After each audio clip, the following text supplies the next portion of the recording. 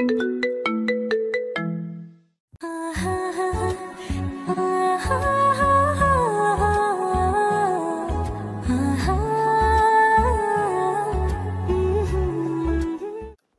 মানুষ, শালা আমি আছি আমার টেনশনে আর তুই মজা নিচ্ছিস।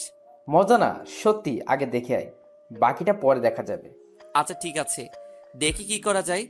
এরপর তিনজনে মিলে একসাথে ক্লাসে চলে গেলাম। আমি 2টা ক্লাস করে বাসায় আসলাম। দেখি আম্মু কার সাথে হেসে হেসে কথা বলছে। আমাকে দেখে বলল, ওই তাড়াতাড়ি কর, তোর হবু শাশুড়ি কল দিয়েছে। বুঝতে আর দেরি হলো না আম্মু কার সাথে কথা বলছে। এদিকে রাগে আমার পুরো শরীরটা চলে যাচ্ছে। যাই হোক, খাওয়া দাওয়া করে রেডি হয়ে একটা সিএনজি করে ফাতেমা আন্টিদের বাসার উদ্দেশ্যে রওনা দিলাম। 1 ঘন্টা পর একটা বাসার সামনে গিয়ে গাড়ি থামলো। আমি আর আম্মু ভিতরে গেলাম। আম্মুকে দেখে একটা মহিলা এসে জড়িয়ে ধরে মরা কান্না কাঁদতে শুরু করলো। এদিকে রাগে আমার গা জ্বলে যাচ্ছে। মহিলাদের এত আবেগ কোথা থেকে আসে কে জানে। এই দেখলাম ভালো, এখন দেখে আবার কান্না করছে। আমাকে তো শালা বোমা মারলেও কান্না আসবে না। যাই হোক, একটু পর ফাতেমা আন্টি আমার দিকে তাকালো। আম্মু ইশারায় আমাকে সালাম দিতে বলল। আমি সালাম দিলাম। আমার কাছে এসে বলল, এ আন্তানুর, এটা তোর ছেলে নাকি? তোর হবু জামাই। আল্লাহ কত বড় হয়ে গেছে জানো বাবা, তোমাকে সেই ছোটবেলায় দেখেছি, কত হিসু করেছো আমার কোলে, তার কোনো হিসাব নাই। যাহ, কথা বলছি এখানে আর উনি চলে গেলেন। কোথায় হিসু করছি, কোথায় হাগু করছি? হায়রে আল্লাহ, উঠায় নাও আমারে। যাই হোক, আমি সোফায় রুমে গিয়ে বসলাম। আম্মু আর ফাতেমা আন্টি কথা বলতে বলতে উপরে চলে গেল। একটু পর আম্মু নিচে আসলো, এসে আমাকে বলল, এই মুখ এমন করে রাখছিস কেন? একটু হাসি খুশি থাক। হায়রে আম্মু, বুঝলাম না তুমি। আমার কান্না আসছে। প্রায় 45 মিনিট বসে আছি, মহারানীর আসার কোনো খবর নাই। অবশেষে আসলো। মহারানীকে দেখে আমি তো পুরো টাসকে খেয়ে গেলাম। আরে এটা তো জান্নাত আপু, যার পিছনে পিছনে আমি এতদিন ঘোরাঘুরি করেছি। তার মানে জান্নাতি ফাতেমা আন্টির মেয়ে। আহ, জান্নাত আমার বউ হবে, এ যেন মেঘনা চাইতে বৃষ্টি পাওয়ার মতো। যাই হোক, জান্নাত একটা শাড়ি পরে এসেছে দেখে আমি হা করে ওর দিকে তাকিয়ে রইলাম। আমার এমন হা করে তাকিয়ে থাকা দেখে আম্মু আমাকে একটা টোকা দিল। তারপর বাস্তবে ফিরে আসলাম। জান্নাত এসে আমাকে চা দিল। আমার মনের ভিতর তো তখন লাড্ডু ফুটেছে। বিদ্যা বালানের গানটা মনের ভিতর বাজতেছে, উলালা উলালা তুহি মেরি ফ্যান্টাসি। জান্নাত এসে আম্মুকে সালাম দিয়ে ভিতরে চলে গেল। আমিও সোফায় বসে রইলাম। আম্মু অনেকক্ষণ ফাতেমা আন্টির সাথে বসে বসে গল্প করলো। তারপর বিয়ের দিন তারিখ ঠিক করে বাসায় চলে আসলাম। বাসায় এসে আমি তৌফিক আর নাফিসকে গ্রুপ কল দিলাম।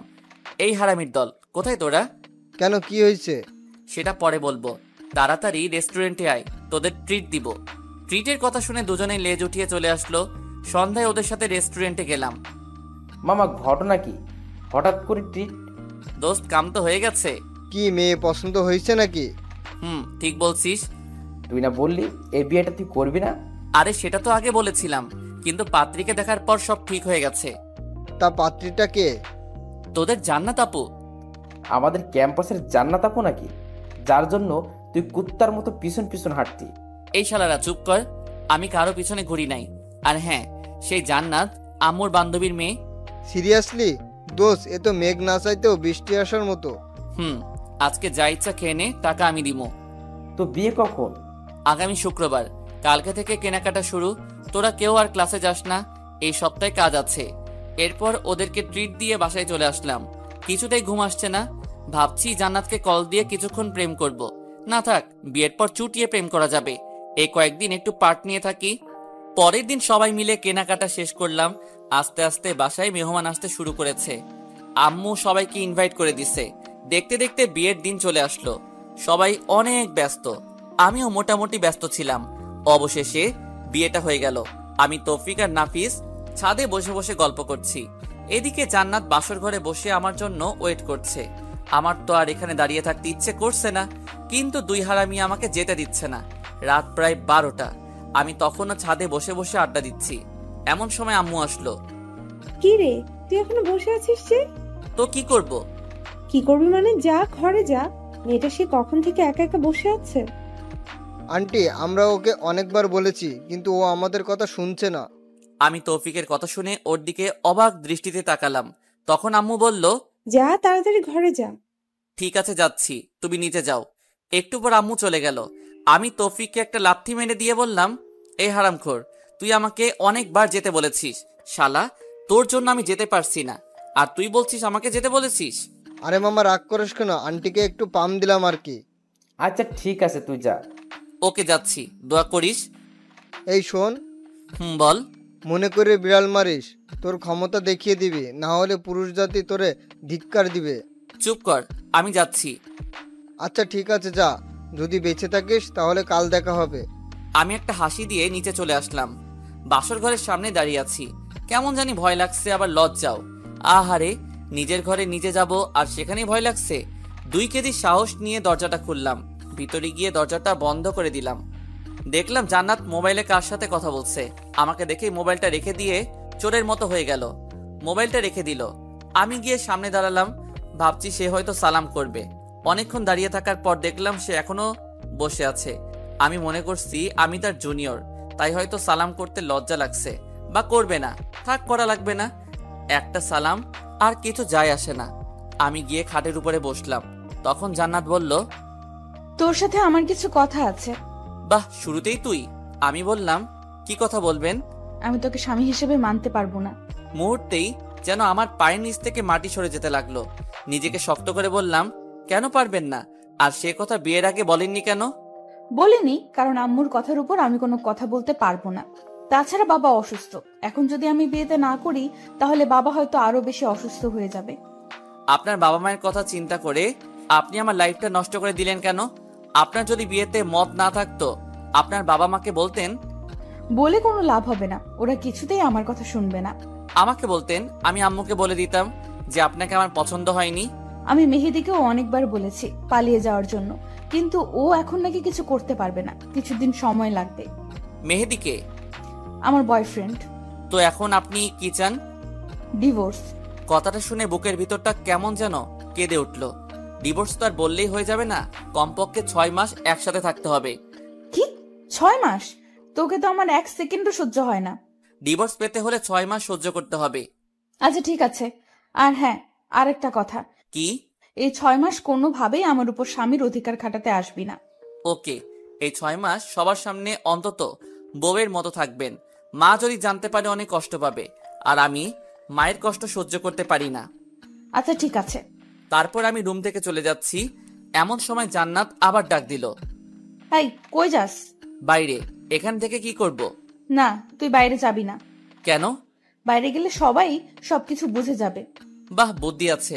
এরপর আমি খাটে ঘুমাতে যাব, এমন সময় জান্নাত আবারও চিৎকার দিয়ে ডাক দিল, এই কি করছিস? কেন ঘুমাবো?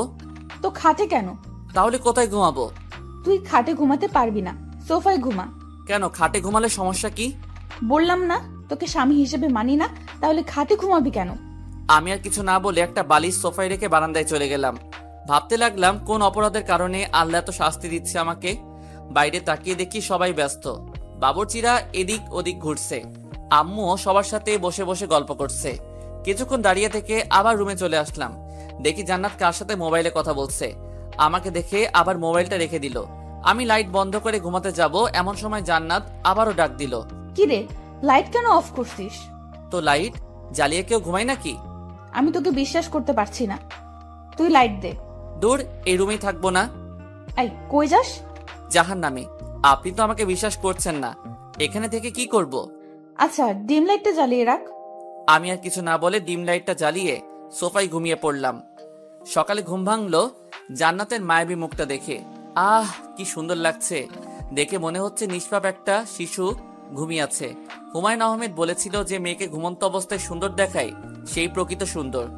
জান্নাতকেও সেই হুমায়ুন আহমেদের অজানা সুন্দরী নারী লাগছে। তারপরে কিছুক্ষণ তাকিয়ে থাকার পর ওর ঘুমটা ভেঙে যায়।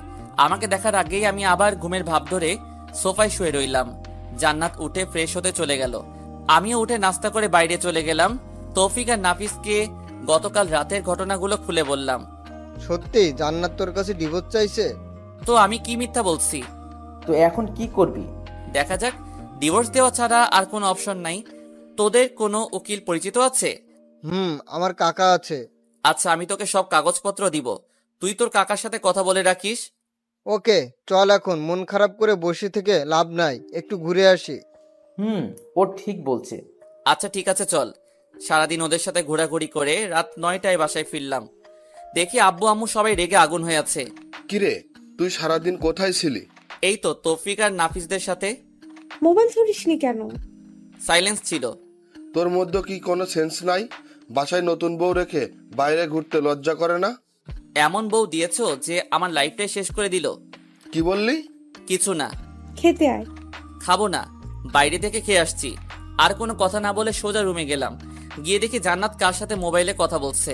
আমাকে দেখে মোবাইলটা রেখে দিল। ওর এসব কাণ্ড দেখে মাথায় পুরো রক্ত উঠে গেল। আমাকে বলল, এই ডিভোর্সের ব্যাপারে কিছু করেছিস? উকিলের সাথে কথা হয়েছে, অন্তত 6 মাস একসাথে থাকতে হবে। তোর তো আমার 1 সেকেন্ডও সহ্য হয় না। না হলে এখানে আছেন কেন? চলে যান এখান থেকে। এতই যখন তারা বিয়ে কেন করেছেন? তোকে বিয়ে করতে তো আমার বইয়েই গেছে। নিজেকে কখনো আয়নায় দেখেছিস? তোর সাথে আমার যায়? ভদ্রভাবে কথা বলুন, এটা আমার বাসা, আপনার নয়। তোর বাসা দেখে আমাকে ধমকাচ্ছিস? লজ্জা হওয়া উচিত তোর। দূর, ভালো লাগে না। কেন যে এই ফালতু মেয়েকে বিয়ে করতে গেলাম কে জানে। রুম থেকে বের হয়ে সোজা ছাদে চলে গেলাম। ছাদে অনেকক্ষণ বসে থাকার পর রুমে আসলাম। তখনও দেখলাম জান্নাত কার সাথে যেন কথা বলছে। আমাকে দেখে আরো হেসে হেসে কথা বলছে। কিছু না বলে বালিশ নিয়ে সোফায় ঘুমিয়ে পড়লাম। সকালে ঘুম থেকে উঠে দেখি জান্নাত বিছানায় নেই, মনে হয় ওয়াশরুমে গেছে। মোবাইলটা টেবিলের উপর রাখা। আমি তাড়াতাড়ি উঠে মোবাইলটা নিলাম। বাহ, লক করা নেই। সাথে সাথে মেসেজগুলো দেখতে লাগলাম। মেসেজ দেখে আমার পুরো মাথা গরম হয়ে আছে। আমি নাম্বারটা নিয়ে নিলাম। দরজার আওয়াজ শুনলাম, মনে হয় জান্নাত আসছে। আমি মোবাইলটা রেখে তাড়াতাড়ি বাইরে চলে গেলাম। এইভাবে জান্নাত আর আমার দিনগুলো চলতে লাগলো। আমি কলেজে যাওয়া শুরু করলাম। পরের দিন থেকে জান্নাতও যায়। আম্মু বলছে দুজনকে একসাথে যাওয়ার জন্য, কিন্তু জান্নাত আমাকে পার্সোনালি নিষেধ করে দিয়েছে, সে আমার সাথে যাবে না। সেদিন ক্লাস শেষ করে আমি বাইরে এসে দেখি জান্নাত তার বন্ধুদের সাথে বসে বসে আড্ডা দিচ্ছে আর হাসাহাসি করছে। দেখে রাগ হতে শুরু করলো। আমি কাছে গেলাম। চলেন। কোথায়? বাসায়। আমি তোর সাথে যাব না, তুই যা। তুই বলার কারণে সবাই হা করে আমার দিকে তাকিয়ে আছে। আম্মু বলেছে আপনাকে সাথে করে নিয়ে যেতে। ওই কুত্তা, তোরে না বলছি আমার উপর স্বামীর অধিকার খাটাতে আসবি না? যা তুই, তোর মাকে নিয়ে থাক। মাকে নিয়ে কোনো বাজে কথা বলবেন না। বললে কি করবি? আপনি বাসায় চলুন। এ কথা বলে আমি ওর হাতটা ধরে টানতে চাইছি, এমন সময় ঠাস আমার গালে একটা চড় বসিয়ে দিল। তোর সাহস কি করে হয় আমার হাত ধরার? বেহায়া কোথাকার। এ কথা বলে জান্নাত উঠে চলে গেল। আমি গালে হাত দিয়ে দাঁড়িয়ে রইলাম। পুরো ক্যাম্পাসের ছাত্রছাত্রী আমার দিকে তাকিয়ে আছে। লজ্জায় মাথা কাটা গেল। আমি আর দাঁড়িয়ে না থেকে একটা পার্কের পাশে এসে বসে রইলাম। এমন সময় জান্নাতের মোবাইল থেকে নেওয়া নাম্বারটার কথা মনে হলো। চিন্তা করলাম কল দিব, কিন্তু না, দিলাম না। নাম্বারটা সেভ করে নিলাম। ইমোতে কানেক্ট হওয়ার পর প্রোফাইলের ছবিটা দেখলাম। একটু সুন্দর হ্যান্ডসাম ছেলে বাইকের উপর বসে আছে। মনে হয় এই ছেলের সাথে জান্নাতের রিলেশন চলছে। ছেলেটাকে দেখে কেমন যেন মনে হলো প্লে বয়।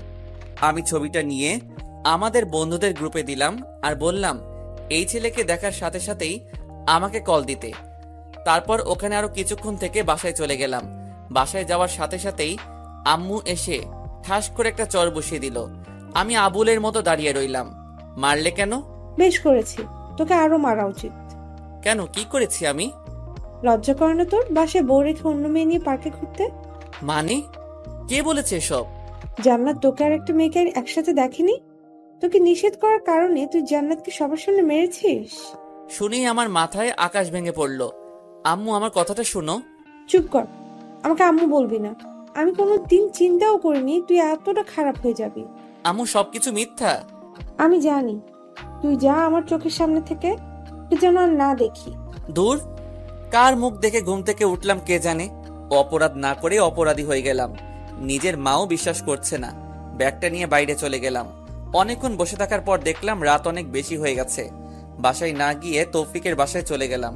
কিরে, রাতের বেলা তুই এখানে? কেন, সমস্যা হচ্ছে নাকি? বলে বল, চলে যাচ্ছি। আরে পাগল নাকি, কিসের সমস্যা? তোকে তো জোর করেও নিয়ে আসা যায় না, কিন্তু নিজে থেকে আসলি, তাও রাতের বেলায়, তাই জিজ্ঞেস করলাম। আচ্ছা বাদ দে, ভিতরে আয়। ভিতরে যাওয়ার পর ওর আব্বু আম্মুকে সালাম করে ওর রুমে চলে গেলাম। ফ্রেশ হয়ে আসলাম। দেখি আব্বু বারবার কল দিচ্ছে। আমি কেটে দিয়ে সুইচ অফ করে দিলাম। তৌফিকের আম্মু এসে খাওয়ার জন্য ডাকতে লাগলো। দুজনে গিয়ে খেয়ে আসলাম। তৌফিক বলল, এবার বল কাহিনী কি? আমি পুরো ঘটনাটা তৌফিকের সাথে শেয়ার করলাম। তৌফিক বলল, তাহলে এই ব্যাপার? আচ্ছা, তোর কাকার সাথে ডিভোর্সের ব্যাপারে কথা বলেছিস? কিছুদিনের মধ্যেই ডিভোর্স পেপার চলে আসবে। তুই একটু বলিস যেন তাড়াতাড়ি দিয়ে দেয়। আচ্ছা ঠিক আছে। তারপর তৌফিকের সাথে ঘুমিয়ে পড়লাম। পরের দিন তৌফিকদের বাসা থেকে সরাসরি কলেজে চলে গেলাম। ক্লাস করতে ভালো লাগছে না, তাই বাইরে এসে আমি, তৌফিক আর নাফিস গাছতলায় বসে আছি। দেখলাম জান্নাত একটা ছেলের সাথে বাইকে করে কলেজে আসছে। বাইক থেকে নেমে ছেলেটার হাত ধরে উপরে যেতে লাগলো। দেখে আমার মাথা খারাপ হয়ে গেল। আরে, সে তো এখন আমার বউ। ডিভোর্স হওয়ার পর সে যা ইচ্ছা করুক, কিন্তু এখন কেন? রাগে আমার লোম দাঁড়িয়ে গেল। তারপর আমি উঠে জান্নাতের কাছে যেতে লাগলাম। কিরে কই যাস? তোরা দাঁড়া, আমি আসছি। দাঁড়া, আমরাও আসছি। তারপর তিনজন মিলে জান্নাতের সামনে গেলাম। আপনি এই ছেলেটার হাত ধরেছেন কেন? সেটা কি তোকে বলতে হবে? অবশ্যই, ভুলে যাবেন না আমি আপনার স্বামী। তোকে আমি স্বামী হিসেবে মানি না। তোকে না বলেছি আমার উপর অধিকার খাটাতে আসবি না? আপনি না মানলে কিছু করার নাই। আপনি এখন আমার স্ত্রী, আমাদের এখনো ডিভোর্স হয়নি। সো আপনাকে আমার কথা মতো চলতে হবে। যদি না চলে কি করবি? দেখবেন কি করব। কি করবি তুই দেখা। আমি আস্তে আস্তে জান্নাতের কাছে যেতে লাগলাম, আর সে পিছাতে লাগলো। আমি জান্নাতের সামনে গিয়ে জান্নাতের পাশে থাকা ছেলেটাকে একটা ঘুষি মারি। আমার কর্মকাণ্ড দেখে সবাই হা করে তাকিয়ে আছে। ছেলেটার কলার চেপে ধরলাম। এই হালার পুত, কি নাম তোর? লজ্জা করে না অন্যের বউয়ের সাথে প্রেম করতে? তুই জানিস আমি কে? তুই আমেরিকান প্রেসিডেন্ট হলেও আমার দেখার টাইম নাই। তোকে যদি জান্নাতের সাথে দেখি তোর খবর আছে। দেখ তোর কি হাল করি। সাথে সাথে মোবাইলটা বের করে কাকে যেন কল দিতে চাইছিল। আমি মোবাইলটা নিয়ে আছাড় দিয়ে ভেঙে ফেললাম। তারপর ছেলেটাকে আরো একটা ঘুষি দিলাম। ঠোঁট কেটে রক্ত বের হচ্ছে। তৌফিক আর নাফিস এসে আমাকে টেনে নিয়ে গেল। জান্নাত আমার রেগে যাওয়া দেখে ভয় কাঁপতে লাগলো। তৌফিক আর নাফিসের সাথে নিচে চলে আসলাম। কলেজের পেছনে গিয়ে অনেকক্ষণ বসে রইলাম। কিছুই ভালো লাগছে না। কলেজ ছুটি হয়ে গেছে। তৌফিক, আমি আর নাফিস বসে রইলাম। অনেকক্ষণ পর আমরাও উঠে হাঁটা দিলাম। পরে তৌফিক আর নাফিসের কাছ থেকে বিদায় নিয়ে বাসার দিকে রওনা দিলাম। ওরাও ওদের বাসায় চলে গেল। দুপুরবেলা রাস্তায় মানুষজন খুব একটা বেশি নাই, একেবারে নেই বললেই চলে। খেয়াল করে দেখলাম দুইজন ছেলে সিগারেট টানতে টানতে আমার পিছনে আসতে লাগলো। আরেকটু যাওয়ার পর আরো চারজন একটা গলি থেকে বের হয়ে আসলো। দেখতে মাস্তান টাইপের, আমার পিছু পিছু আসতে লাগলো। হঠাৎ করে একটা ছেলে পেছন থেকে আমার ঘাড়ের উপর হাত দিয়ে চাপ দেয়। আমি পেছনে তাকাই। কি সমস্যা? ঘাড়ে কেন হাত দিলেন? আগুন আছে, সিগারেট ধরাবো। না, আমি ওসব খাই না। আইসে আমার লক্ষ্মী ছেলে, ওইসব খায় না। কি ব্যাপার? আপনাদের সমস্যা কি? আমার কোনো কথার উত্তর না দিয়ে একটা ছেলে এসে আমার মুখ চেপে বাকিগুলো এসে আমার উপর ঝাঁপিয়ে পড়ে। একা ওদের সাথে পেরে উঠতে পারছি না। ওরা অনেক বাজে ভাবে আমাকে মারে। দুইজনে আমার হাত ধরে রাখে, বাকিগুলো মুখে আর বুকে ঘষাতে লাগে। মুখ দিয়ে রক্ত পড়ছে। আমি দাঁড়িয়ে থাকতে না পেরে শুয়ে গেলাম। দেখলাম জান্নাত আর ওই ছেলেটা বাইক নিয়ে আসলো। ছেলেটা সবাইকে বলল, মরে গেলে নদীতে নিয়ে গিয়ে ফেলে দিস। জান্নাত ওর কথা শুনে হাসছে। তারপর দুজনে বাইক নিয়ে চলে গেল। একটা ছেলে লাঠি দিয়ে মাথায় আঘাত করবে। তারপর আর কিছু মনে নেই। যখন জ্ঞান ফিরল, নিজেকে হাসপাতালে আবিষ্কার করলাম। দেখলাম তৌফিক আর নাফিস পাশে বসে আছে। এখন কেমন লাগছে? মোটামুটি। আম্মু কই? এতক্ষণ ছিল, আমরা তাকে বাসায় পাঠিয়ে দিচ্ছি। এই 2 দিন এখানে থেকে তিনিও অসুস্থ হয়ে গেছেন। তার মানে 2 দিন পর জ্ঞান আসলো। শরীরের প্রত্যেকটা অঙ্গ ব্যথা করছে। অনেক কষ্টে উঠে বসলাম। তারপর ওদের বললাম, জান্নাত আসছিল? একবার আসছিল, ওর বাবা নাকি অসুস্থ, সেখানে চলে গেছে। ও আচ্ছা। তোর এই অবস্থা কি করে হলো? এই, তুই পাগল হয়েছিস? ও ঠিক মতো কথাই বলতে পারছে না, আর তুই ঘটনা জিজ্ঞেস করতেছিস? আচ্ছা, বাসায় চলো, ওখানে বলবো। এখন বাসায় যাওয়া যাবে না, তোর আরো 2 দিন থাকতে হবে। এখানে থাকতে ভালো লাগছে না। আম্মুকে একটা কল দে, আজকে চলে যাব। তারপর আম্মু আসলো, এসে আমাকে ধরে কান্নাকাটি শুরু করে দিল। ডাক্তারের কাছ থেকে অনুমতি নিয়ে বাসায় চলে গেলাম। সেদিন রাতে তৌফিক আর নাফিজের আমার সাথে ছিল। তাদের সব ঘটনা খুলে বলি। তৌফিককে বললাম তাড়াতাড়ি ডিভোর্স পেপারটা যেন রেডি করে। সেদিন 3জন একসাথে ঘুমিয়ে পড়লাম। পরের দিন দেখি জান্নাত ওর বাবার বাড়ি থেকে চলে আসছে। আমাকে দেখে বলল, কিরে বেঁচে আসিস? আমি তো ভাবছি মারা গেছিস। রাগে আমার রক্ত গরম হয়ে গেল।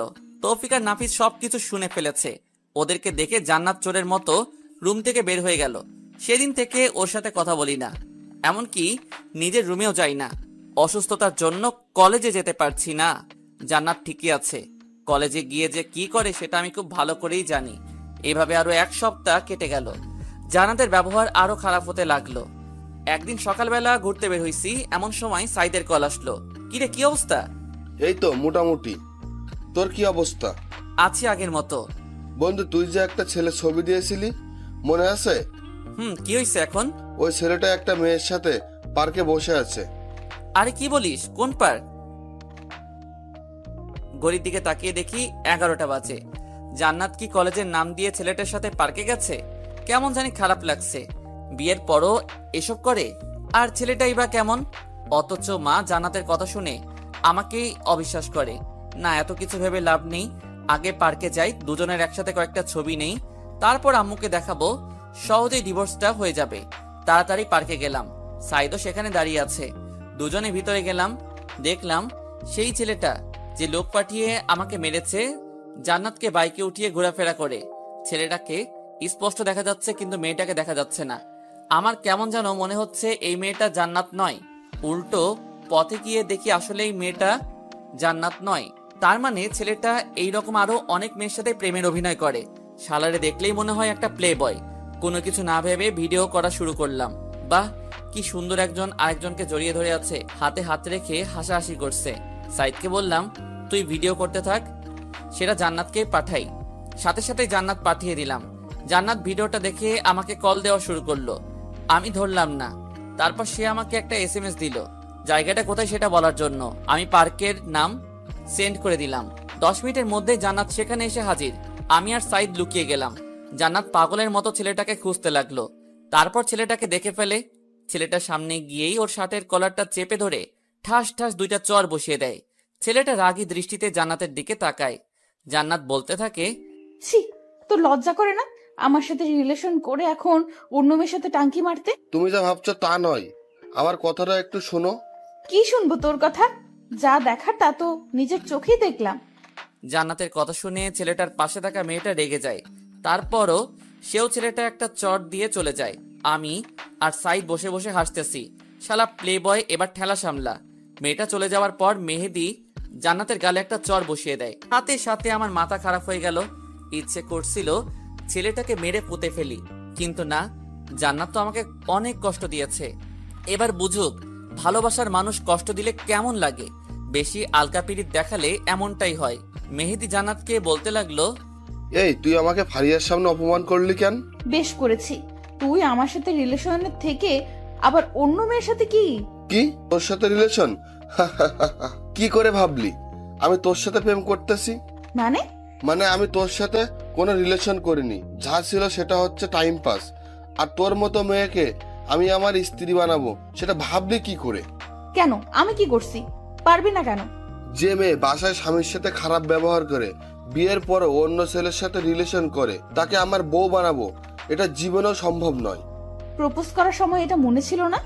সব ছিল, তোর সাথে জাস্ট টাইম পাস করছি, টাকা নেওয়ার জন্য আর তোর শরীর ভোগ করার জন্য। টাকা তো খেয়েছি, কিন্তু শরীরটা এখনো বাকি আছে।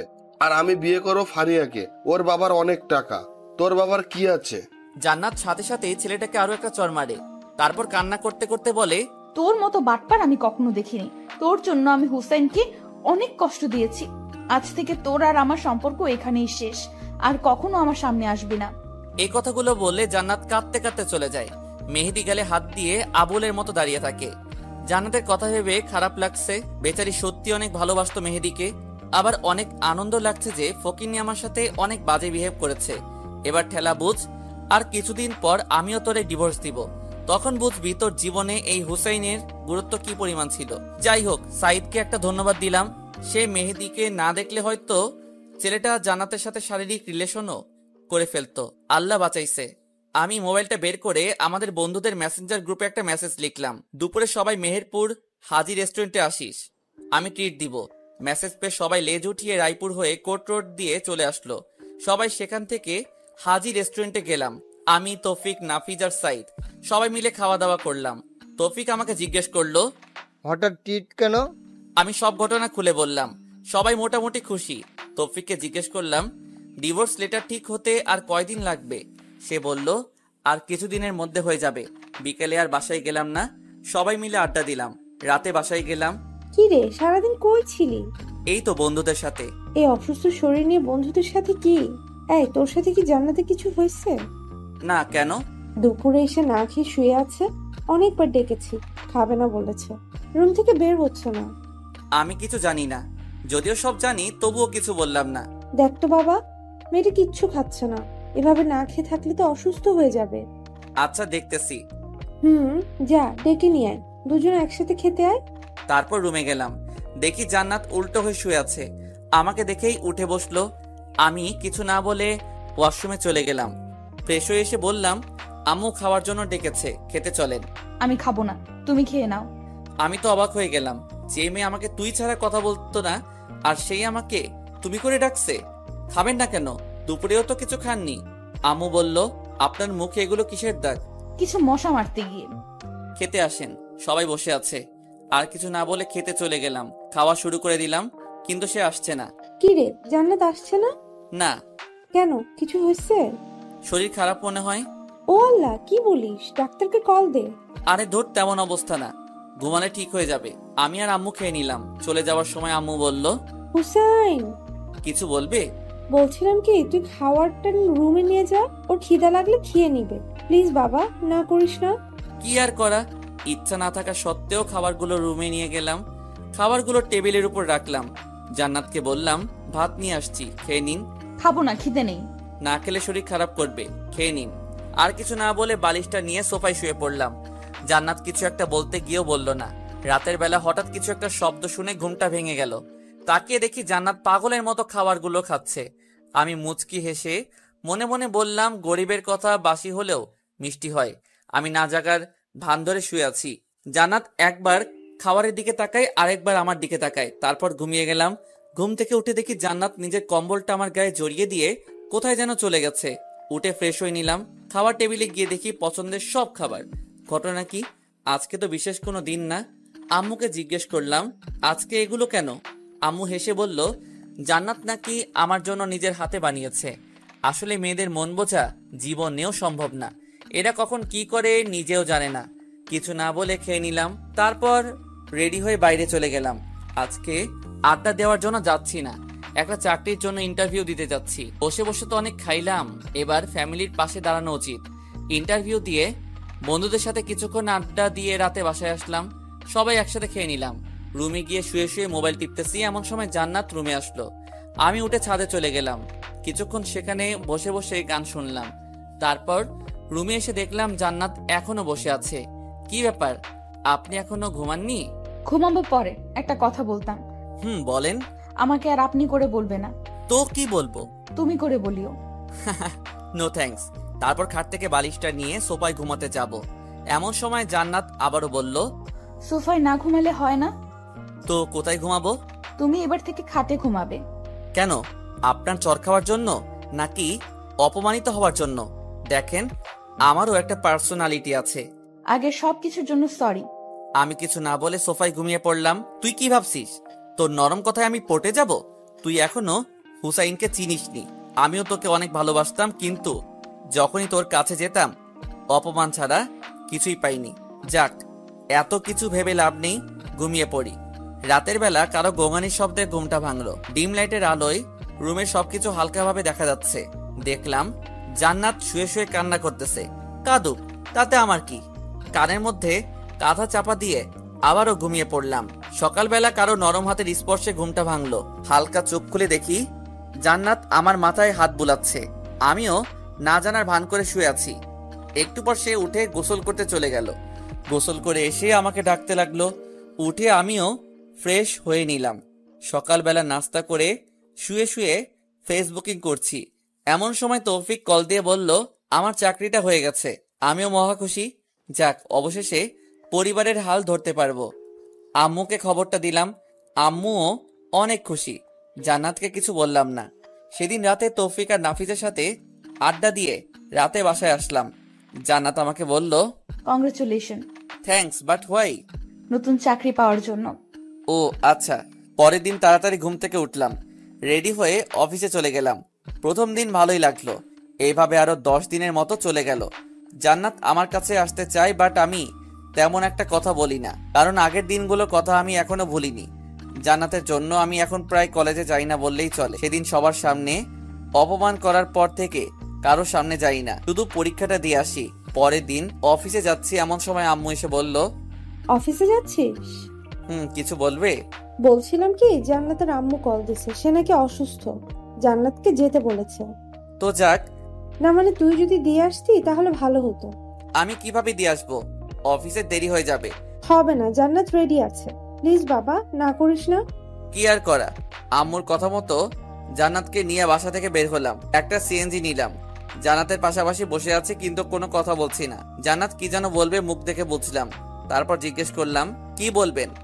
তোমার অফিস কখন শেষ হবে? 4টায়, কাজের চাপ থাকলে দেরি হতে পারে। ও আচ্ছা, একটা কথা বলতাম। বলেন। তোমার অফিসে মেয়ে কলিগ আছে? আছে, 5 জন আছে, 2 জন আমার পাশেই বসে। ও আচ্ছা। কথা বলতে বলতে জান্নাতদের বাসার সামনে চলে আসলাম। জান্নাতকে নামিয়ে দিয়ে চলে আসতে যাব, এমন সময়, বাসায় যাবে না? না, আমার দেরি হয়ে যাচ্ছে। অফিস শেষে আসবে? না, আর কারো অপমান সহ্য করব না, এমনিতেই অনেক অপমানিত হয়েছি। কলেজে যাওয়াও বন্ধ করে দিছি, আপনি বাসায় চলে যান। জান্নাত কিছু একটা বলতে চাইছিল, সেদিকে না তাকিয়ে ড্রাইভারকে বললাম গাড়ি টান দিতে। তারপর সেখান থেকে সোজা অফিসে চলে গেলাম। সারাদিন অফিস করে বিকালে আড্ডা দিয়ে বাসায় গেলাম। কি রে, তুই এখানে কেন? তো কোথায় যাব? তুই জান্নাতের বাসায় যাসনি? আমারে কি পাগলা কুত্তায় কামড়াইছে? খাবার দাও তো, এগুলো ভালো লাগছে না। তোমার কথা রাখতে গিয়ে আজকে আমার জীবনটা তেজপাতা হয়ে গেল। কি? কিছু না, খাবার দাও, আমি ফ্রেশ হয়ে আসছি। আচ্ছা আয়। খাওয়া দাওয়া করে রুমে গিয়ে খাটে শুয়ে পড়লাম। কি শান্তি, আজকে কতদিন পর শান্তিতে ঘুমাবো। এতদিন এই ফকিনির জন্য খাটে ঘুমাতে পারিনি, মনে হচ্ছে 20 বছর খাটে ঘুমাই না। শুয়ে শুয়ে গেম খেলছি, এমন সময় একটা নতুন নাম্বার থেকে কল আসে। হ্যালো, আসসালামু আলাইকুম। কে বলছেন? আমি। আরে আমিটাকে? আমি জান্নাত বলছি। ও আচ্ছা, এটা কার নাম্বার? কাজিন একটার। তুমি ঠিক মতো খাইছো? আপনি খাইছেন? আপনার আম্মু কেমন আছে? জি ভালো। আচ্ছা ঠিক আছে, রাখি, ঘুমাবো। ওকে। কল কেটে দিয়ে ভাবছি, হঠাৎ এত কেয়ার নিতেছে কেন? মায়া মানুষের বিশ্বাস নাই, এদের মনে কখন কি চলে এরা নিজেরাই জানে না। যাই করুক, জান্নাত যে আমাকে আস্তে আস্তে ভালোবেসে ফেলেছে সেটা আমি ঠিকই বুঝতে পেরেছি। এভাবে 1 সপ্তাহ চলে গেল, আমিও আরামে ঘুমাই, খাই দাই আর অফিস করি। জান্নাতের সাথে কথা হয় না, যদি সে কল দেয় তাহলে জাস্ট হাই হ্যালো ছাড়া তেমন কোনো কথা হয় না। সেদিন অফিসে কাজ করছি, এমন সময় তৌফিক কল দিল। কিরে, কি অবস্থা? এই তো মোটামুটি, তোর? আছি, বেকার মানুষের আর কিসের অবস্থা। আচ্ছা শোন, যে জন্য কল করছিলাম, বল। তোর ডিভোর্স পেপার রেডি হয়ে গেছে, আমি বিকেলে নিয়ে আসবো, তুই আমাদের আড্ডার জায়গায় চলে আসিস। থ্যাঙ্কস দোস্ত। ধন্যবাদ দিতে হবে না, ট্রিট দিতে হবে। আচ্ছা ঠিক আছে, নাফিসকে বলে দিস। আচ্ছা ঠিক আছে। যাক, অবশেষে পেপারটা রেডি হলো। এটা নিয়ে এতদিন কি যে পেরেছিলাম তা বলে বোঝানো যাবে না। বিকেলে অফিস শেষ করে আড্ডা দেওয়ার ওখানে চলে গেলাম। তৌফিক আর নাফিস বসে আছে, ওদের সাথে অনেকক্ষণ আড্ডা দিলাম। তারপর বাসায় আসলাম, এসে দেখে আম্মু রেগে আছে। কি হইছে, এভাবে তাকিয়ে আছো কেন? তোর মোবাইল কই? আছে তো। যা শালা, মোবাইল তো বন্ধ হয়ে আছে। তোরে কল দিলে কল যায় না কেন? আম্মু চার্জ নেই, শেষ হয়ে গেছে। টিপতে ভালো লাগে, চার্জ দিতে ভালো লাগে না? আচ্ছা বাদ দাও, কেন কল দিছো? জান্নাতকে নিয়ে আসার জন্য। তো ও নিজে আসুক, আমি ওর বডিগার্ড নাকি? এ কেমন কথা, মেয়েটা একা একা আসবে কি করে? যা নিয়ে আয়। নিয়ে আসবো মানে? যা, এখন নিয়ে আয়, না হলে ঘরে জায়গা নেই তোর। কি করা, আবারও জান্নাতের বাসার উদ্দেশ্যে রওনা দিলাম। ওখানে এসে দেখে 8:30 বাজে। কলিং বেল বাজালাম, অনেকক্ষণ পর জান্নাতের আম্মু এসে দরজা খুলে দিল। আসসালামু আলাইকুম, কেমন আছেন? আলহামদুলিল্লাহ ভালো, তুমি কেমন আছো বাবা? জি আমিও ভালো আছি। জান্নাত উপরে আছে, যাও। ইচ্ছা না থাকা সত্ত্বেও যাওয়া লাগলো। গিয়ে দেখি জান্নাত রেডি হয়ে বসে আছে। আমি বললাম, রেডি হয়েছেন? রেডি। আম্মু কল করেছিল, তুমি এত দেরি করলে যে? অফিস থেকে আসতে একটু দেরি হয়ে গেছে। আচ্ছা চলুন। এখন না, খাওয়া দাওয়া করে যাব। বাসায় গিয়ে খাবো? না, এখান থেকে খেয়ে যাব। আম্মু সব রান্না করে বসে আছে। কি আর করা, খাওয়া দাওয়া করে তারপর বাসার উদ্দেশ্যে রওনা দিলাম। সিএনজিতে আর কোনো কথা হয়নি, ভিতরে ভিতরে টেনশনে আছি। আজ থেকে আবার শান্তি মতো ঘুমাতে পারবো না। একটু পর বাসায় চলে আসলাম। এসে দেখি বাসার লাইট সব বন্ধ। দরজা টোকা দেওয়ার আগেই খুলে গেল। পুরো বাসা অন্ধকার। আমি আম্মুকে কয়েকবার ডাকলাম কিন্তু কোনো সারা শব্দ নাই। খুব ভয় পেয়ে গেছি। কোনো অঘটন ঘটলো না তো? জান্নাত ভয়ে আমার হাত চেপে ধরে দাঁড়িয়ে রইল। বুঝলাম ওর হাত কাঁপতেছে। আমি পকেট থেকে মোবাইলটা বের করব এমন সময় আমাদের দুজনকে অবাক করে দিয়ে অনেকগুলো লাইট একসাথে জ্বালিয়ে দিয়ে তৌফিক, নাফিজ, আম্মু সবাই একসাথে বলে উঠলো, হ্যাপি বার্থডে ডিয়ার জান্নাত, many many happy Returns of the day. আমি তো পুরো টাসকি খেয়ে গেলাম। এগুলো কে করলো, কখন করলো, কিভাবে করলো? আমি তো এই 2 ঘন্টা আগেই বাসায় ছিলাম, তখন তো তেমন কিছুই ছিল না। আমি ভাবছি আর জান্নাত আম্মুকে বলল, আম্মু, আপনি কি করে জানলেন আজকে আমার জন্মদিন? আর এত কিছু কে করেছে? সবাই একসাথে আমাকে দেখিয়ে দিল। আমি আরো একটা টাসকি খেলাম। যাই হোক, সবাই মিলে কেক কাটলাম। জান্নাত প্রথমে আমাকে খাইয়ে দিল, আমিও খাইয়ে দিলাম। একে একে সবাই খাওয়া দাওয়া করে অনেক মজা করলাম। তৌফিক আর নাফিস জান্নাতকে অনেকগুলো গিফট দিল। আম্মু একটা রিং দিল। বাকি শুধু আমি আছি। তৌফিক হঠাৎ করে বলল, হোসাইন তার গিফট কালকে সকালে দিবে। আমি নির্বাক হয়ে দাঁড়িয়ে রইলাম। পরে আমি, তৌফিক আর নাফিস ছাদে চলে গেলাম। কিরে, তোরা এত কিছু কি করে জানিস? আমরা জানতাম না আন্টি, আমাদের বলেছে আর তোকে কিছু বলতে নিষেধ করেছে। ও আচ্ছা। এই তৌফিক, তুই যে বললি সকালে গিফট দিব, কি গিফট দিব? আরে বেটা, জান্নাত তোর কাছে ডিভোর্স চাইছে না, ডিভোর্স পেপার তো রেডি, সকালে দিয়ে দিবি। আর এটা হবে জান্নাতের জন্য সবচেয়ে বড় উপহার। ঠিক, চল, অনেক রাত হইছে, ঘুমিয়ে যাই। চল। এরপর ছাদে থেকে রুমে চলে আসলাম। তৌফিক আর নাফিসকে রুম দেখিয়ে দিয়ে আমি আমার রুমে গেলাম। দেখলাম জান্নাত বসে বসে মোবাইল টিপতেছে। আমি যাওয়ার পর, থ্যাঙ্কস কেন? এত বড় সারপ্রাইজ দেওয়ার জন্য। ঘুমিয়ে যান, অনেক রাত হইছে। তারপর বিছানা থেকে বালিশ নিয়ে সোফায় যাচ্ছি, এমন সময় জান্নাত বলল, আমার গিফট কালকে অফিসে যাওয়ার আগে টেবিলের উপর রেখে যাব। ওকে, একটা কথা বলার ছিল। বলেন। সোফায় না ঘুমালে হয় না? তো কোথায় ঘুমাবো? খাটে ঘুমাও। নো থ্যাঙ্কস, আপনি ঘুমিয়ে যান। আর কোনো কথা না বলে ঘুমিয়ে গেলাম। সকালে উঠে দেখি জান্নাত আমার আগেই উঠে গেছে। আমি ফ্রেশ হয়ে ডাইনিং রুমে গিয়ে দেখি আম্মু রান্না করছে আর জান্নাত সেগুলো টেবিলের উপর সাজিয়ে দিচ্ছে। তারপর নাস্তা করে রেডি হয়ে ডিভোর্স পেপারটা হাতে নিলাম। অনেক কষ্ট হচ্ছে সাইন করতে। অনেক ভালোবেসে ফেলেছি মেয়েটাকে, কিন্তু কিছু করার নাই। হয়তো সে অন্য কারো কাছে আমার থেকেও বেশি ভালো থাকবে। আমি চাই সে সব সময় ভালো থাকুক। মনকে শক্ত করে সাইনটা করে দিলাম। আরো ছোট্ট একটা চিরকুট লিখলাম, আজকে আপনাকে মুক্ত করে দিলাম। আপনার জন্মদিনে আপনার বেস্ট চাওয়াটাই আমি পূরণ করার চেষ্টা করেছি। আশা করি আপনি সাইনটা করে দিবেন। অনেক বেশি ভালো থাকবেন। আল্লাহ যেন আপনাকে অনেক ভালো রাখে, সেই দোয়াই রইল। চিরকুট আর ডিভোর্স পেপার টেবিলের উপর রেখে চলে গেলাম অফিসে। যাত্রাপথে সাইদের সাথে দেখা। কিছুক্ষণ আড্ডা দিয়ে অফিসে গেলাম। 20 মিনিট দেরি হওয়ায় বস ইচ্ছামতো ঝাড়ি দিল। রাগে মোবাইলটা সাইলেন্ট মোড করে রেখে দিয়ে কাজ করতে শুরু করি। অন্য দিনের তুলনায় আজকে একটু কাজের চাপ বেশি ছিল, কিন্তু কিছু করার নাই। বেশি বাড়াবাড়ি করলে চাকরিতে চলে যাবে। বিকেলবেলা অফিস থেকে মোবাইলটা বের করে তো মাথায় আকাশ ভেঙে পড়লো। আম্মু 122টা কল দিছে। জান্নাতের আম্মুও অনেকগুলো কল দিছে। তৌফিক আর নাফিস কল ও মেসেজ দেখে মাথা নষ্ট। এত কল, এত মেসেজ, অথচ আমি টেরি পেলাম না। মোবাইলটা হাতে নিয়ে দেখি জান্নাতের আম্মু আবার কল দিছে। হ্যালো। আমি কলটা কেটে দিয়ে আম্মুকে কল দিলাম। আম্মু কল ধরছে না। এরপর তৌফিককে কল দিলাম। হ্যালো দোস্ত, কি অবস্থা? কিরে, তুই কল ধরছিস না কেন? আসলে অফিসে কাজের চাপ বেশি ছিল তাই। এখন কই আছোস? এই তো কোর্ট মোড়। তাড়াতাড়ি মানারাত হাসপাতালে আয়। কেন, কি হইছে? জান্নাত সুইসাইড করতে চাইছিল, পরে আমরা সবাই মিলে হাসপাতালে নিয়ে আসছি। কি সুইসাইড করতে চাইছিল মানে? দাঁড়া, আমি এক্ষুনি আসছি। তাড়াতাড়ি আয়। কল কেটে দিয়ে হাসপাতালের উদ্দেশ্যে রওনা দিলাম। কেমন জানি খুব টেনশন হচ্ছে। জান্নাত হঠাৎ করে সুইসাইড করবে কেন? সেখানে গিয়ে দেখি আম্মু, তৌফিক, নাফিস আর জান্নাতের আম্মু বাইরে বসে আছে। আমাকে দেখে সবাই উঠে দাঁড়ালো। আম্মু এসে ঠাস করে আমার গালে একটা চড় বসিয়ে দিল।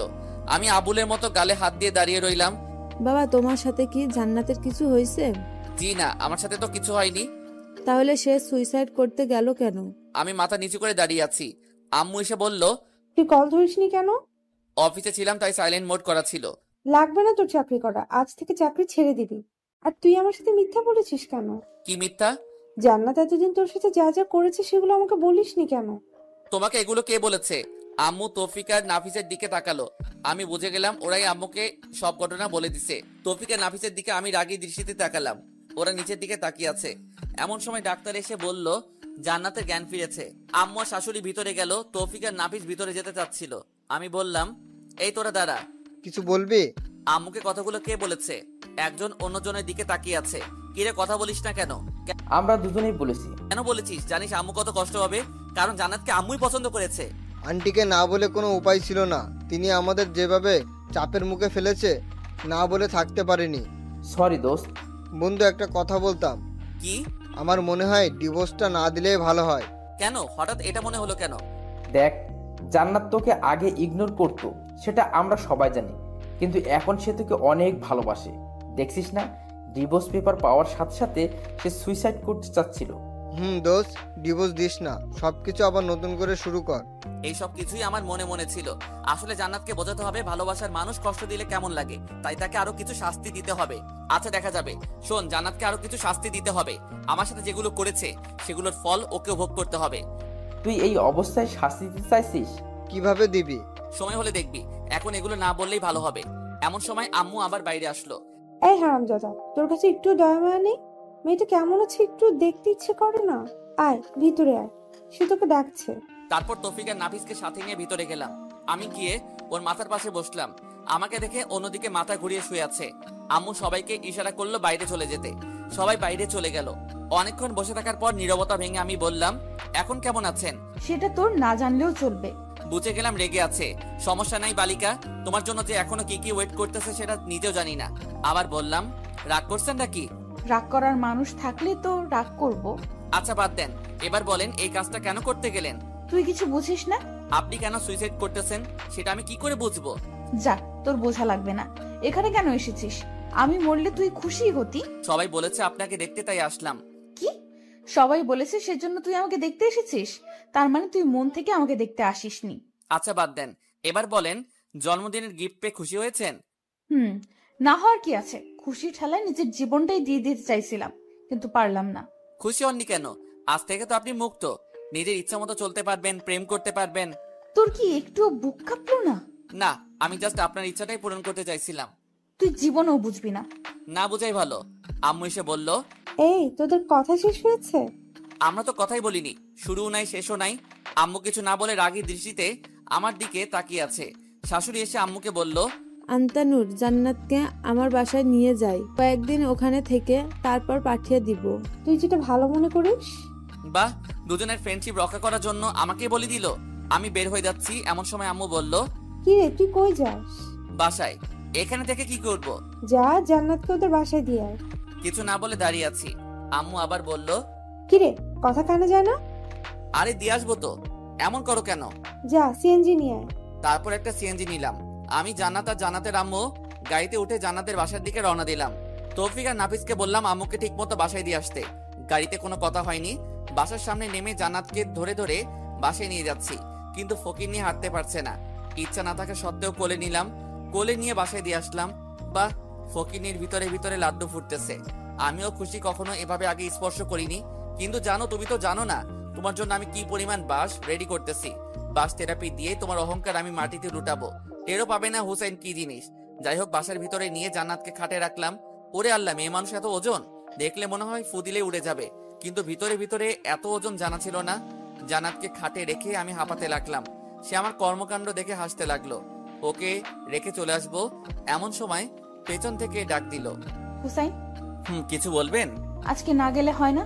না, আমি এখনো বাসায় যাইনি, অফিসের পোশাকে রয়ে গেছি। কিছু খাইছো? না, সময় পাইনি, বাসায় গিয়ে খাবো। এখানে খেয়ে যাও। No thanks. আর কিছু না বলে সোজা হাঁটা দিলাম। জান্নাতের আম্মুও অনেকবার বলল থেকে যেতে, কিন্তু না করে দিয়েছি। বিদায় নিয়ে বাসায় চলে আসলাম। এসে ফ্রেশ হয়ে কিছু খেয়ে শুয়ে পড়লাম। এভাবে কিছুদিন চলে গেল, জান্নাতের সাথে আর কোনো যোগাযোগ করিনি। মাঝে মাঝে সে কল দিত, বাট আমি ধরতাম না। কয়েকদিন পর সকালবেলা অফিসে যাওয়ার জন্য রেডি হচ্ছি, এমন সময় আম্মু আসলো। কিছু বলবে? অফিস কয়টায় ছুটি হবে? 4টায়। কাজ বেশি থাকলে দেরি হতে পারে। কেন? না, বলছিলাম অনেকদিন হলো মেয়েটাকে দেখছি না, তুই যদি জান্নাতকে নিয়ে আসতি। সরি আম্মু, আমি পারবো না, যার দরকার সে নিজেই আসবে। এই কেমন কথা? একা একটা মেয়ে নিজে থেকে কি করে আসবে? যেভাবে আসুক না কেন, আমি নিয়ে আসতে পারবো না। বেশি দরকার হলে তুমি যাও। যা, তোর যাওয়া লাগবে না, আমার মেয়েকে আমিই নিয়ে আসবো। যা ইচ্ছা করো। আর কোনো কথা না বলে অফিসে চলে গেলাম। বিকালে কিছুক্ষণ আড্ডা দিলাম। একটু রাত করে বাসায় আসলাম। রাতে খাওয়া দাওয়া শেষ করে ঘুমিয়ে পড়লাম। এসে দেখি জান্নাত চলে এসেছে। কিছু না বলে রুমে গিয়ে ফ্রেশ হয়ে শুয়ে আছি। জান্নাত এসে বলল, ভুলেই গেছো, একটাবার জিজ্ঞাসা করলে না কেমন আছি। মনে রাখার জন্য কোনো চুক্তিপত্র হয়েছে নাকি যে আপনাকে মনে রাখতে হবে? জান্নাত মন খারাপ করে বলল, খেতে আসো। আমি খাবো না, বাইরে থেকে খেয়ে আসছি, আপনারা খেয়ে নিন। জান্নাত কিছু না বলে চলে গেল। আমি শুয়ে শুয়ে ফেসবুকিং করছি। একটু পর সে আসলো। মনে হয় খাওয়া শেষ। আমার সামনে এসে ঘুরঘুর করতেছে। আপনি কেন এসেছেন? মানে আপনি এই বাসায় কেন এসেছেন? আপনার চাওয়া তো আমি পূরণ করে দিয়েছি, আবার কি? তুমি এভাবে কথা বলছো কেন? বললাম তো আগের ঘটনাগুলোর জন্য সরি। এসব সরি টরি বলে লাভ নেই। ডিভোর্স চাইছেন, দিয়ে দিয়েছি। এবার থেকে আপনি আপনার মতো আর আমি আমার মতো। আমি এসব মানি না। আমি আম্মুকে ছাড়া থাকতে পারবো না। যেদিন আম্মু বলবে সেদিন চলে যাব। আমি আর কিছু না বলে শুয়ে শুয়ে মোবাইল টিপতেছি। জান্নাত এসে বিছানায় উঠতে লাগলো। এই আপনি কি করছেন? আপনি হয়তো ভুলে গেছেন এটা আমার রুম, আমার বিছানা। সো আপনি পর একটা বালিশ ওর হাতে দিয়ে দিলাম। বালিশ হাতে নিয়ে মন খারাপ করে সোফায় চলে গেল। এবার বুঝো কেমন লাগে? এতদিন আমাকে জ্বালাইছো। আমি অন্যদিকে পাশ কাটিয়ে ঘুমিয়ে গেলাম। মধ্যরাতে কিছু একটা আওয়াজ শুনে ঘুমটা ভেঙে গেল। চোখ খুলে দেখি জান্নাত নাক টেনে টেনে কান্না করতেছে। আমি বললাম, এই আপনার সমস্যা কি? এসব ন্যাকা কান্না করার মানে কি? তোমার এত কিছু জানতে হবে না। জানার দরকারও নেই। অন্য কোথাও গিয়ে কাঁদেন, এখানে ঘুমে ডিস্টার্ব হচ্ছে। সকালে আমার অফিস আছে। জান্নাত তারপরও কান্না করতেছে। আরেকবার নাক টানা শুনলে লাথি দিয়ে রুম থেকে বের করব। যত সব আজাইরা। দেখলাম জান্নাত কিছু না বলে ওয়াশরুমে চলে গেল। আমি মনে মনে ভাবছি, এবার ঠেলা বোঝো জানো, আমিও অনেক কষ্ট পাইছি। ভাবতে ভাবতে কখন যে ঘুমিয়ে গেছি মনে নেই। ঘুম থেকে উঠে দেখি জান্নাত আমার আগেই উঠে গেছে। আমি গিয়ে ফ্রেশ হয়ে নাস্তা করে অফিসে চলে গেলাম। অফিস করে বাসায় আসার সময় তৌফিক আর নাফিসকে কল দিয়ে আসতে বললাম। ওরা আমার আগেই বসে আছে। কি রে, কি অবস্থা তোদের? এই তো তোর মতো আর টাকা ইনকাম করতে পারছি না। বেকার মানুষের অবস্থা তো ভালো করে জানিস। আচ্ছা আয়, ওদিকে গিয়ে বসি। চল। জান্নাত কেমন আছে রে? ভালোই, কিন্তু একটা জিনিস আমার মাথায় আসছে না। কি? জান্নাতকে ডিভোর্স পেপার দিলাম, সেটারও কোনো খবর নাই। সে এখান থেকেও যাচ্ছে না। আরে বোকা, ও কি করে? সে এখন ফিদা হয়ে গেছে। দোস্ত, যা হয়েছে সব ভুলে যা। এখন সবকিছু ঠিক করে নে, এটাই ভালো হবে। আরে না, জান্নাতকে আরো কিছু শাস্তি দিতে হবে। এই হোসাইন, বল। জান্নাত তোকে কলেজের সকলের সামনে অপমান করেছে, তুইও করবি? কি করে? কি আপনারা বুঝছেন না তো? গল্প পড়তে থাকেন, আপনারাও বুঝে যাবেন। তারপর তৌফিককে বললাম, দূর বেটা, এটা করা উচিত হবে না। যাই হোক, সে আমার স্ত্রী। আরে বেটা, সমস্যা নাই, পরে আদর করে দিস, সব ঠিক হয়ে যাবে। হা হা হা, হারামি, তুই আর মানুষ হলি না। তুই চাকরি করবি নাকি কলেজে যাবি? দুটাই।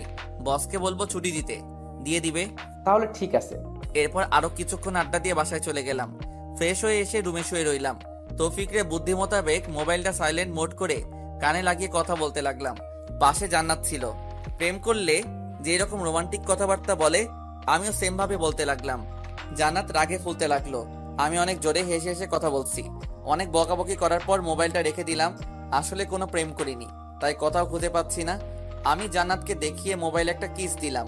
জান্নাত আমার সামনে এসে দাঁড়ালো। কিছু বলবেন? মেয়েটা কে? তা দিয়ে আপনার কাজ কি? অনেক কাজ। আগে বলো মেয়েটা কে? আমার ভবিষ্যৎ বউ। বাসায় বউ রেখে অন্য মেয়ের সাথে কথা বলতে লজ্জা করে না? বউ মানে? কোথায় বউ? কে বউ? তাহলে আমি কে? বলে যাবেন না আপনাকে ডিভোর্স দিয়ে দিছি, সো আপনি আমার কেউ নন। মানে কি বলছো এসব? যা শুনেছেন তাই। আর হ্যাঁ, আমার কোনো পার্সোনাল ব্যাপারে আপনি নাক গলাতে আসবেন না। আমি আম্মুর সাথে কথা বলে আপনাকে আপনাদের বাসায় পাঠানোর ব্যবস্থা করছি। হুসাইন, প্লিজ এমন করো না। আগের ব্যবহারের জন্য সত্যি আমি অনেক লজ্জিত। সরি বললাম তো। আমি একটা টান দিয়ে হাতটা ছাড়িয়ে নিলাম। রাগ দেখিয়ে ছাদে চলে গেলাম। ছাদের দরজাটা বন্ধ করে কিছুক্ষণ লুঙ্গি ড্যান্স দিলাম। ফকিনি, যখন আমি তোর পিছে পিছে ঘুরতাম, তোর কেয়ার করতাম, তখন আমাকে 2 টাকার দামও দিতি না। এবার বুঝো কেমন লাগে। ছাদ থেকে নিচে এসে খাওয়া দাওয়া করে রুমে গিয়ে শুয়ে পড়লাম। জান্নাত যথারীতি বালিশ নিয়ে সোফায় চলে গেল। রাতের বেলা ঘুমটা ভেঙে গেল। জান্নাতের দিকে তাকাতেই দেখি গুটি মেরে শুয়ে আছে। চেহারাটা দেখে আবার ক্রাশ খেলাম। ঘুমন্ত অবস্থায় মানুষকে আসলেই অনেক নিষ্পাপ মনে হয়। হুমায়ুন আহমেদ বলেছিলেন, যে নারীকে ঘুমন্ত অবস্থায় সুন্দর দেখায় সেই প্রকৃত সুন্দর। জান্নাত তো হুমায়ুন আহমেদের ঘুমন্ত নারী। কিছুক্ষণ তাকিয়ে থেকে বুঝলাম জান্নাত ঠান্ডায় কাঁপছে। নিজের কাছে খারাপ লাগছে। উঠে গিয়ে কম্বলটা ওর গায়ে জড়িয়ে দিলাম। মোবাইলে টাইম দেখলাম, একটু পর ফজরের আজান দিবে। আর ঘুমালাম না। উঠে উজু করে নামাজ পড়ে বাইরে কিছুক্ষণ ঘোরাঘুরি করলাম।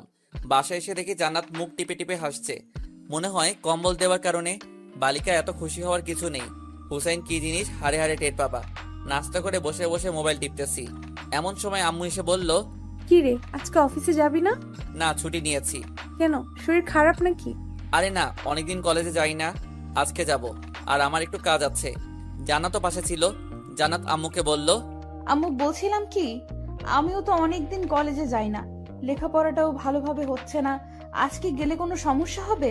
আরে না, কিসের সমস্যা, যা, তুইও কলেজে যা। ধন্যবাদ আম্মু। এই হুসাইন, বলো। জান্নাতকে সাথে করে নিয়ে যা। সরি, আমি পারবো না। যে যার মতো যাবে। পারবি না মানে? মেয়েটা একা একা কি করে যাবে? যেভাবে খুশি যাক, বাট আমি নিয়ে যেতে পারবো না। আম্মুকে আর কোনো কিছু বলতে না দিয়ে আমি রুমে চলে গেলাম। গিয়ে রেডি হয়ে জান্নাতের আগে চলে গেছি। আমি, তৌফিক, নাফিজ আর ইতু বসে আছি। জান্নাত আসছে দেখে তৌফিক বলল, এই মামা আসছে, শুরু কর। কে আসছে? আরে বেটা, তোর সিনিয়র বউ আসছে, শুরু কর। আমি এবার ইতুর হাতটা ধরে বসে হেসে হেসে কথা বলছি। ইতু প্ল্যান মোতাবেক আমার হাত ধরে আছে। জান্নাত এটা দেখে তো রাগে লাল হয়ে গেল। আমার দিকে না তাকিয়ে উপরে তলায় চলে গেল। আমরা সবাই হাসতে হাসতে শেষ। ক্লাস করিনি, ওখানে বসে আছি। দেখলাম জান্নাত উপর থেকে বারবার আমার দিকে তাকাচ্ছে। আমিও খুব সুন্দর করে অভিনয় চালিয়ে যাচ্ছি। 2 ঘন্টা চলে যাওয়ার পরে জান্নাত আর ওর কয়েকটা বান্ধবী মিলে আমাদের কাছে আসলো।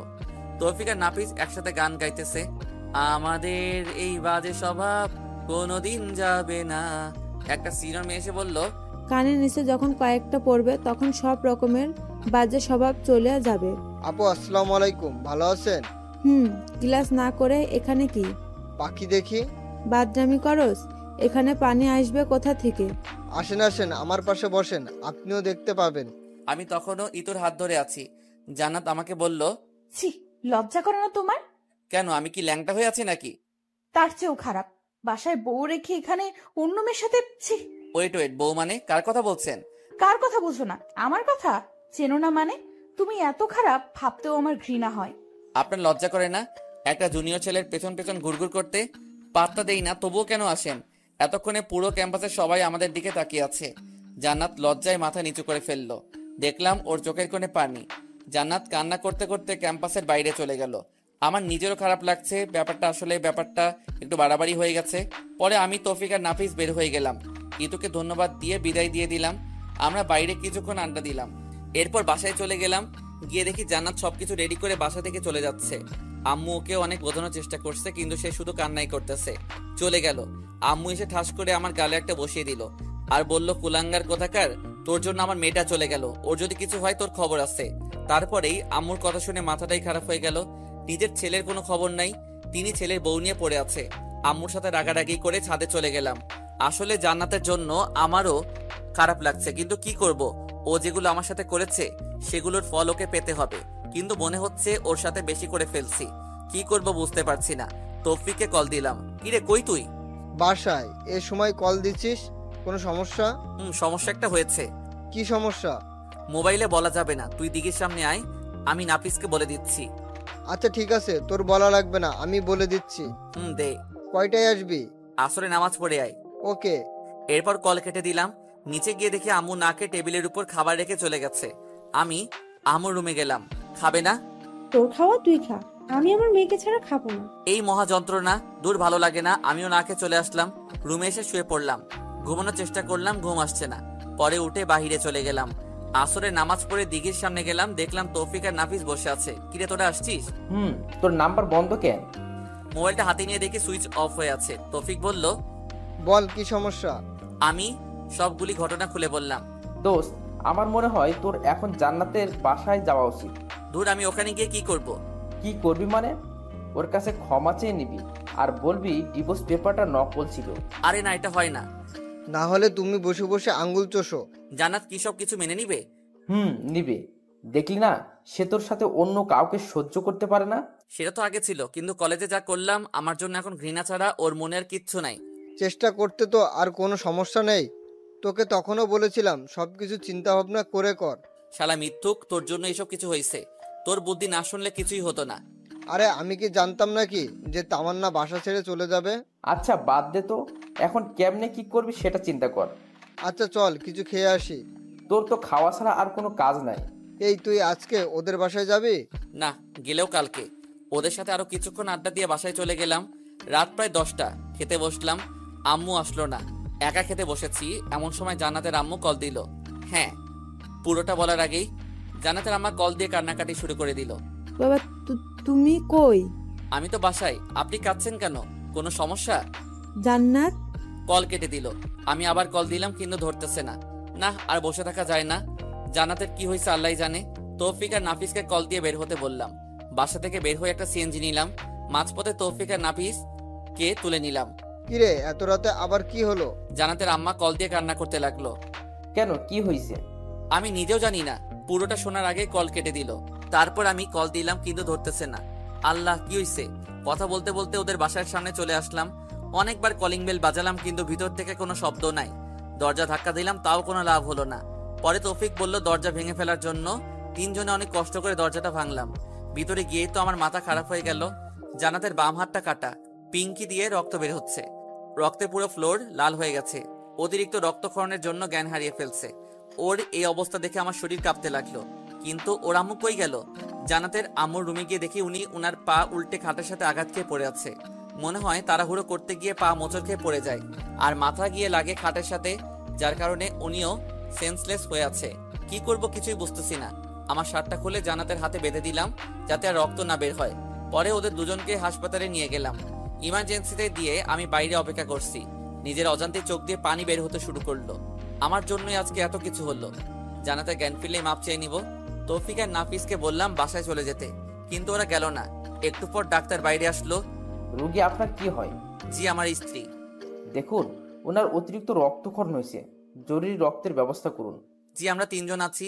বলুন কি, রক্তের গ্রুপ কি? AB positive. আমার এবি পজিটিভ। আমায় ও পজিটিভ। আমারও এ পজিটিভ। আচ্ছা আসুন। এরপর রক্ত দিলাম। শাশুড়ি আম্মার জ্ঞান ফিরেছে, উনি ঘুমাচ্ছে। আমি জান্নাতের কেবিনে গিয়ে জান্নাতের পাশে বসলাম। নিশ্চুপ হয়ে ওর চেহারার দিকে তাকিয়ে আছি। জান্নাতের একটা হাত ধরে কখন যে ঘুমিয়ে পড়েছি মনে নেই। সকালে ঘুম ভাঙলো কারো হাতের স্পর্শে। চোখ খুলে দেখি জান্নাত আমার মাথায় হাত বুলাচ্ছে। আমার ঘুম ভেঙে যাওয়া দেখে অন্যদিকে মুখটা কালো করে শুয়ে রইল। কি ব্যাপার, এমন করছিলেন কেন? সেটা কারো না জানলেও চলবে। বুঝলাম সে এখনো রেগে আছে। কেন এটা করলেন? কি করব বলো? আমি তো তোমাকে অনেক কষ্ট দিছি, অপমান করছি, তোমার সাথে খারাপ ব্যবহার করেছি। তুমি তো আমায় ক্ষমা করবে না। তাই বলে সুইসাইড করবেন? আগেও এই একই কাজটা করেছেন। কেন বাঁচালে? আমি মরলে তোমার কি? ঠাস করে একটা ওর গালে বসিয়ে দিলাম। তুমি আমাকে মেরেছো? মেরেছি, বেশ করেছি। আমার বউকে আমি মেরেছি, তাতে আপনার কি? বউ? তাহলে সেদিন ডিভোর্স লেটার দিলে কেন? ওটা ডিভোর্স লেটার ছিল না, জন্মদিনের একটা কার্ড ছিল। শুধু মিথ্যা চিঠিটা আমি লিখেছিলাম। কালকে কলেজে এগুলো কেন করলে তাহলে? আমার সাথে করেছিলেন। আপনাকে একটু বোঝাতে চেয়েছিলাম আপনার কেমন লাগে। অনেক হারামি তুই। বলে কান্না করতে করতে জড়িয়ে ধরলো। আমিও ধরলাম। এমন সময় আম্মু এসে কাশি দিতে লাগলো। দূর শালা, আম্মুকে কে খবর দিল? আম্মু জানলে টেনশন করবে, তাই কিছু জানাইনি। আমি ভাবছি ওর সুস্থ হলে তারপর জানাবো। আমি এখানে একটু আসতে পারি? না, এখানে কারো আশা এখন যাবে না। এই ছাড়েন, আম্মু দেখতেছে। দেখলে দেখুক, আমার স্বামীকে আমি জড়িয়ে ধরেছি, তাতে কার কি? তাই বলে আম্মুর সামনে? এই হাদারাম, কিছু শিখ। আম্মু গিয়ে শাশুড়ির সাথে কথা বলতে লাগলো। বাইরে গিয়ে দেখি তৌফিক আর নাফিস একটা টুলের উপর একজন অন্যজনের উপর উল্টো হয়ে শুয়ে আছে। দেখে আমার হাসি পাচ্ছে। একটু ভিডিও করে ওদেরকে জাগালাম। তারপর বাইরে থেকে কিছু খেয়ে আসলাম। জান্নাতের জন্য নিয়ে আসলাম। ডাক্তারের কাছে গেলাম। আমরা কি ওদের বাসায় নিয়ে যেতে পারবো? আপনার শাশুড়িকে নিয়ে যেতে পারবেন, উনি সুস্থ আছে, কিন্তু আপনার ওয়াইফকে আরো 2 দিন থাকতে হবে। আচ্ছা ঠিক আছে। এরপর আম্মুর কাছে গেলাম। আম্মু, কিছু বলবি? ডাক্তার বলেছে বাসায় যেতে। তো চল। আর এখানে থেকে কি করব? না মানে জান্নাতকে আরো 2 দিন থাকতে হবে, তাই বলেছিলাম তুমি ওনাকে নিয়ে আমাদের বাসায় চলে যাও। কয়েকদিন ওখানে থেকে রেস্টে থাকুক। জান্নাতের কাছে কে থাকবে? আমি আছি, তোমরা বাসায় চলে যাও। সময় পেলে আবার আসিও, আর না হলে আসার দরকার নাই। আচ্ছা ঠিক আছে, সবকিছু দেখে শুনে রাখবি। এরপর তৌফিককে ওনাদের সঙ্গে দিয়ে বাসায় পাঠিয়ে দিলাম। আমি জান্নাতের কাছে গেলাম। এখন কেমন লাগছে? আগে থেকে ভালো। এই শোনো, বলেন। আমি না একজনকে অনেক ভালোবাসি। কাকে? আমার এই জুনিয়র বরটাকে। আমি কিছু না বলে অন্যদিকে তাকিয়ে হাসতেছি।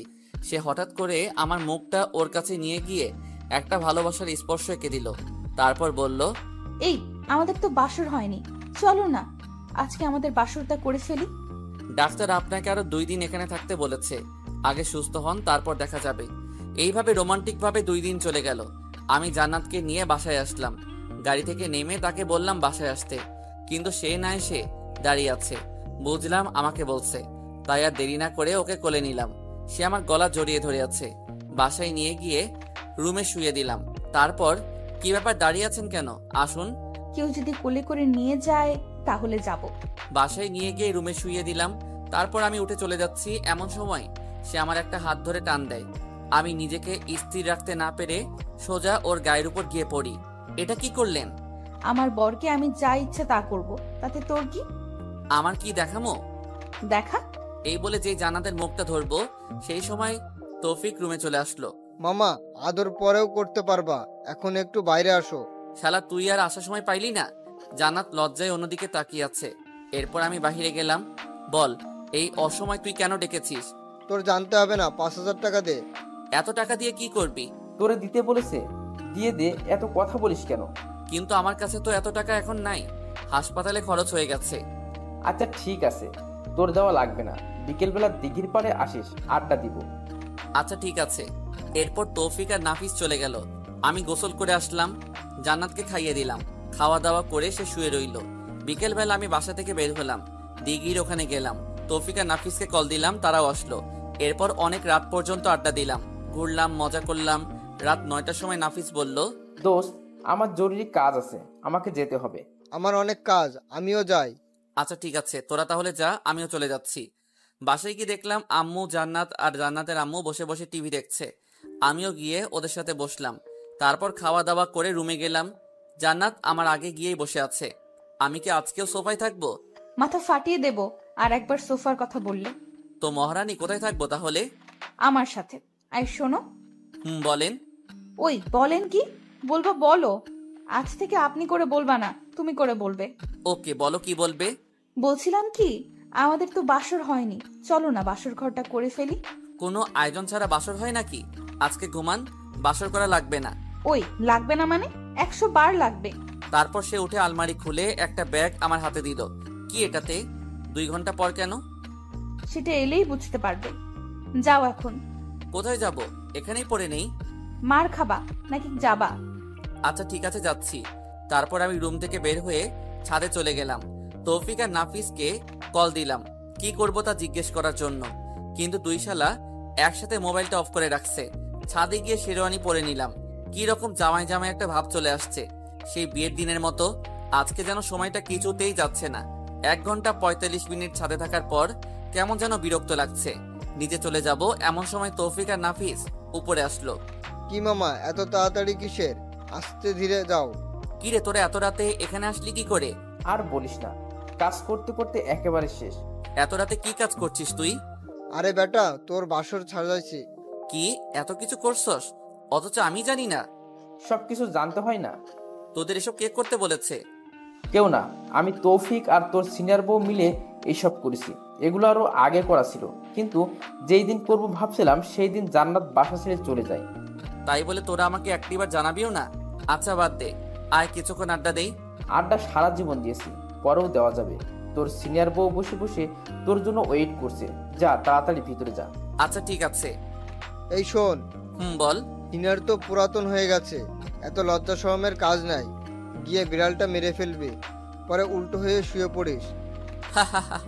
হারামজাদা, তুই আর ঠিক হবি না। আচ্ছা তোর পাশের রুমে গিয়ে ঘুমা, রাত অনেক হয়েছে। আচ্ছা ঠিক আছে, যা। এরপর রুমের সামনে গেলাম। কেমন যেন ভয় লাগছে, সাথে লজ্জাও। কিছুক্ষণ আগেও তো জান্নাতের সাথে কথা বলে আসলাম, এখন আবার লজ্জা লাগছে কেন? দূর, যা হবার হবে। আগে একবার ভিতরে যাই। এরপর 1 কেজি সাহস নিয়ে দরজাটা খুললাম। দেখলাম জান্নাত লম্বা একটা ঘোমটা দিয়ে বসে আছে। আমি যাওয়ার পরে উঠে আসলো, এসে আমার পা ছুঁয়ে সালাম করতে যাবে, এমন সময় আমি ওর হাত ধরে ফেললাম। আরে আরে, কি করো? কি করছি দেখতেছো না? সালাম করতেছি। আরে জুনিয়রদের সালাম করতে হয় না। কে বলেছে জুনিয়র? 1 বছর ওটা কোনো সমস্যা না, আর স্বামী হিসেবে তুমি সব সময় উপরে থাকবে। ওকে মহারানী, বুঝলাম, কিন্তু আপনাকে আমার পা ধরতে হবে না, কারণ আপনার জায়গা আমার পায়ে নয়, বুকে, বুঝছেন? বুঝলাম। এবার চলেন। কোথায়? ছাদে। এত রাতে ছাদে কেন? চাঁদ দেখবো। চলো ছাদে চলো। ওকে চলো। এভাবে যেতে পারবো না, তো কিভাবে যাবে? আমাকে কোলে করে নিয়ে যেতে হবে। ওরে আল্লাহ, কি বলো এসব? নিয়ে চলো, না হলে সোফায় থাকতে হবে। কি আর করা, হাতিটাকে কোলে নিয়ে ছাদে গেলাম। ওরে কোল থেকে রেখেই আমি হাঁপাতে শুরু করলাম। ওরে আল্লাহ, একটা মানুষ এত ওজন হয় কেমনে? এইটুকুতেই এই অবস্থা? আজ থেকে তো প্রতিদিন ভর বহন করতে হবে। মানে? সব কথার মানে বলতে হয় না, কিছু মানে বুঝে নিতে হয়। চলো একটু হাঁটি। কিছুক্ষণ হাঁটাহাঁটির পর ছাদের কোণায় গিয়ে বসলাম। জান্নাত তো আমার পাশে বসলো। আমি উপরের দিকে তাকিয়ে চুপ হয়ে বসে আছি। ওই কি ভাবছো? আল্লাহ আমাকে পরীক্ষা দিয়েছে, সেটার কি অ্যান্সার দিব সেটা ভাবতেছি। কি পরীক্ষা? আল্লাহ আমাকে দুইটা চাঁদ দিয়েছে, একটা উপরে জ্বলতেছে আর একটা আমার পাশে। এখন বলতেছে কোন চাঁদটা আমার জন্য গুরুত্বপূর্ণ। কোনটা? উপরেরটা তো রাতের আকাশে আমার সাথে থাকবে, কিন্তু দিনের বেলায় থাকবে না। কিন্তু পাশেরটা সব সময় থাকবে। কিন্তু কথা হচ্ছে, যদি কখনো পাশে থাকা চাঁদটা চলে যায়, তাই ভাবছি কোন চাঁদটা আমার জন্য গুরুত্বপূর্ণ। জান্নাত আমার একটা হাত ধরে কাঁধে মাথা রেখে বলল, এই তোমার হাত ধরে কসম করছি পুরো পৃথিবী ছেড়ে দেব, কিন্তু তোমার হাত কখনো ছাড়বো না। তাই নাকি? তাই। এই শোনো,